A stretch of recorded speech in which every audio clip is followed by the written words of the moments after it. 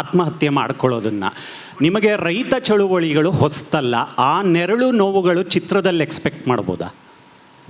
100ಕ್ಕೆ 100 ಭಾಗ ನಾನು ಮೊದಲೇ ಹೇಳಿದೆ, ನನ್ನ ಅನುಭವದ ಆಧಾರದ ಮೇಲೆ ನಾನು ಈ ಒಂದು ಚಿತ್ರ ಏನು ಕರ್ನಾಟಕ ಬಲಂ ಏನು ನಾವು ಮಾಡ್ತಾಯಿದ್ದೀವಿ, ಅದು ನಿಜವಾಗ್ಲೂ ನಾನೇನು ಹೇಳ್ತೀನಿ, ಏನು ನನಗೇನು ಯೋಚನೆ ಅಲ್ಲ. ಉತ್ತರ ಕರ್ನಾಟಕದಲ್ಲಿ ಭಾಳಷ್ಟು ಜನ ಇವತ್ತು ನಮ್ಮ ಉತ್ತರ ಕರ್ನಾಟಕ ನಮ್ಮ ಸ್ನೇಹಿತರು ಬಂದಿದ್ದಾರೆ. ಈಗ ವಾಲಿಯವರು ಅಂತೇಳಿ ಬೀದರಿಂದ ಉತ್ತರ ಕರ್ನಾಟಕ ಜನ ಹಳೆ ಮೈಸೂರು ಕಡೆಗೆ ಗುಳೆ ಬರ್ತಾರೆ. ಅದು ಪುಲಕೇಶಿ ನಾಡೋದು ಅಂದರೆ ಬಾದಾಮಿ ಸುತ್ತಮುತ್ತ ನಮ್ಮದು ಬಳ್ಳಾರಿ ಆಗ್ಬೋದು, ಎಲ್ಲರೂ ಆಗ್ಬೋದು, ಎಲ್ಲ ಈ ನನ್ನ ತಾಲೂಕಲ್ಲಿ 10,000 ಜನ ಗುಳೆ ಬಂದಿರೋರು 15 ವರ್ಷದಿಂದ ವಾಸ ಮಾಡ್ತಾಯಿದ್ದಾರೆ. 10,000 ಜನ ಇದ್ದಾರೆ ನಮ್ಮ ತಾಲೂಕಲ್ಲಿ. ಬಳ್ಳಾರಿ ಸರ್ಕಲ್ ಅಂತಲೇ ಇದೆ. ನಾನು ದಿನ ಬೆಳಿಗ್ಗೆ ನೋಡ್ತಿದ್ದೆ ಯಾಕೆ ಈ ಥರ ಆಗ್ತದೆ ಅಂತೇಳಿ. ಹಂಗಾಗಿ ನನಗೆ ಈ ಕತೆ ಹುಟ್ಟಿತು. ಅಂದರೆ ಈ ಕರ್ನಾಟಕದ ಸಮಗ್ರ ಅಭಿವೃದ್ಧಿ ಆಗಬೇಕು, ನೀರಾವರಿ ಆಗಬೇಕು, ಆ ಚಿಂತನೆ ಇಟ್ಕೊಂಡು ಈ ಕತೆ ಮಾಡಿದ್ದೀವಿ. ಇನ್ನೇನು ಜಾಸ್ತಿ ಕೇಳಬೇಡಿ, ನಾನು ಯಾಕೆಂದರೆ ಜಾಸ್ತಿ ಕೇಳಿದ್ರೆ ನಾನು ಬಾಯಿ ಬಿಟ್ಬಿಡ್ತೀನಿ. ಸಿನಿಮಾ ಚೆನ್ನಾಗಿ ಮಾಡ್ತೀವಿ, 100ಕ್ಕೆ 100 ಭಾಗ ನಿಮಗೆಲ್ಲ ಸಮಾಧಾನ ಆಗುತ್ತೆ. ಯೋಗೇಶ್ವರ್ ಸರ್, ಈಗಾಗಲೇ ನೀವು ಚಿತ್ರರಂಗದಲ್ಲಿ ಯಶಸ್ವಿ ನಟ ಆಗಿ ರಾಜಕಾರಣಕ್ಕೆ ಎಂಟ್ರಿ ಕೊಟ್ಟಿದ್ದೀರಾ.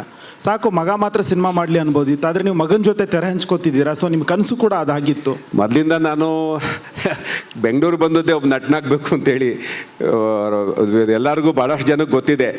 ನನಗೆ ಆಕಸ್ಮಿಕ ರಾಜಕಾರಣ, ಬಟ್ ಅಲ್ಲಿ ಹೋಗಬೇಕಾಗಿತ್ತು, ಅನಿವಾರ್ಯ, ಅಲ್ಲಿ ಹೋರಾಟ ಮಾಡಬೇಕಾಗಿತ್ತು.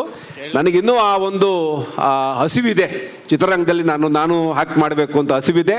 ನಾನು ಇನ್ನೂ ಒಂದಷ್ಟು ಸಿನಿಮಾಗಳನ್ನ ಇನ್ನೊಂದಷ್ಟು ವರ್ಷ ಮಾಡ್ತೀನಿ. ಓಕೆ ಧ್ಯಾನ್, ನನ್ನ ಕ್ವೆಶನ್, ಈಗ ನೀವು ಹೇಳಿದ್ರಿ ಡಿಸಿಪ್ಲಿನ್ ಅಂತ ಹೇಳಿದ್ರೆ ಅದು ಕೂಡ ಒಂದು ಬ್ಯಾಟಲ್ ಅಂತ.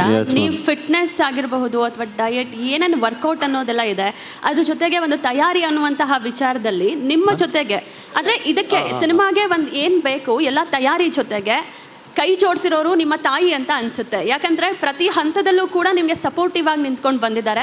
ಆ್ಯಂಡ್ ಅವರ ಒಂದು ಸಪೋರ್ಟ್ ಯಾವ ರೀತಿ ಸಿಕ್ಕಿದೆ ನಿಮಗೆ ಅಂತ?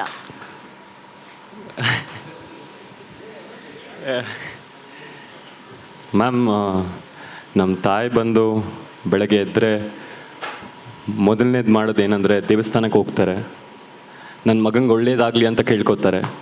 ಅದು ಒಂದು ಸಪೋರ್ಟ್ ಮ್ಯಾಮ್. ಮನೆಗೆ ಬರ್ತಾರೆ, ನನ್ನ ಮಗ ತಿಂಡಿ ಮಾಡಿದಾನ, ಊಟ ಮಾಡಿದಾನ, ರಾತ್ರಿ ಡಿನ್ನರ್ ಮಾಡಿದಾನ ಅಂತ ಕೇಳ್ತಾರೆ. ಅದು ಒಂದು ಸಪೋರ್ಟೇ ಮ್ಯಾಮ್.